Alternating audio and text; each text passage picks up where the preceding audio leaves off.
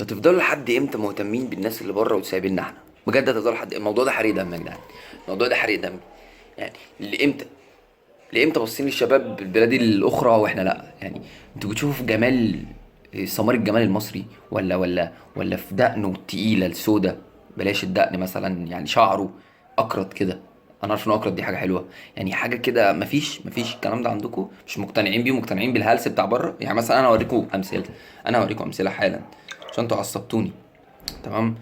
يعني حد زي مهند ده مثلا، حد زي مهند ده، يعني ده مثلا تيجي تكلميه الصبح مثلا، تعايريه ازاي؟ يعني مثلا تقولي له يا ابو مناخير طويله، يا ابو ضب مثلا، ايه يا قرع، إيه يا املس، تقدري بس تشتميه؟ ما تقدريش، بس ما فيهوش غلطه.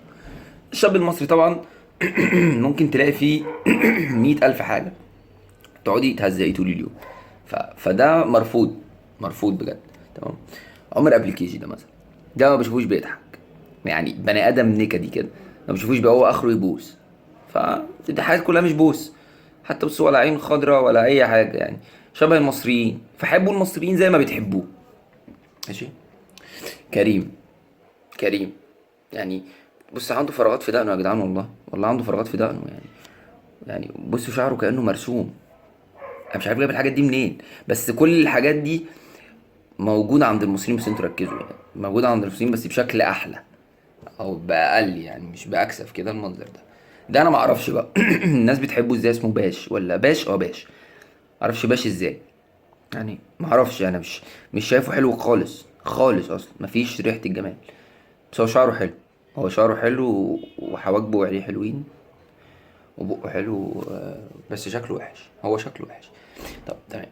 احنا بقى مختارين كنتوا يا بنات مصر، وبنمشي نعكسكوا في الشارع وبنكتب فيكوا شعر، مع انكوا يعني، لا انتوا اجمل بنات في العالم يعني. بص مقارنة بدول يعني عارفين يا جماعة، لما تاكل حاجة فيها حلويات يعني، مليانة سكر وحاجات كده، تمام، نفسك بتجزع.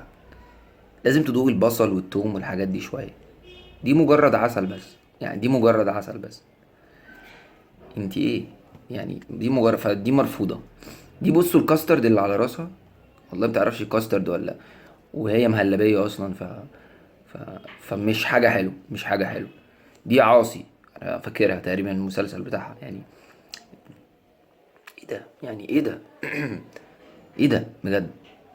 يعني انا بحب يعني كارينا كابور بقى، يعني كارينا كابور. اه. إيه وحشة جدا يعني، انا ما بحبهاش ولا بعشق افلامها ولا متابع افلامها ولا بحب تمثيلها ولا بحب رقصها ولا الكلام ده خالص، خالص، خالص. ف... فيا جماعة بجد يعني عايزين نتكلم بجد. بصوا للصناعة المصرية شوية، لأن بجد إحنا أحلى شباب في مصر يعني، إيه في العالم. إحنا أحلى شباب في العالم. تمام. يعني والله إحنا مش كتع إحنا، بس المشكلة إن إحنا ما بنمثلش عشان يبان إن إحنا جامدين زي الناس دي. الناس دي الله أعلم شخصيتهم عاملة إزاي. فيا جماعة بصوا لنا وارفعوا من روح المعنوية، عشان إحنا محطمين. والله إحنا حلوين مش وحشين. إحنا فينا شبه شوية من بلاش يعني، بلاش نتريق على خيرة ربنا، بس احنا حلوين، احنا حلوين بجد. حتى لو مش حلوين شكل، احنا حلوين من جوانا، من جوانا في حاجة حلوة.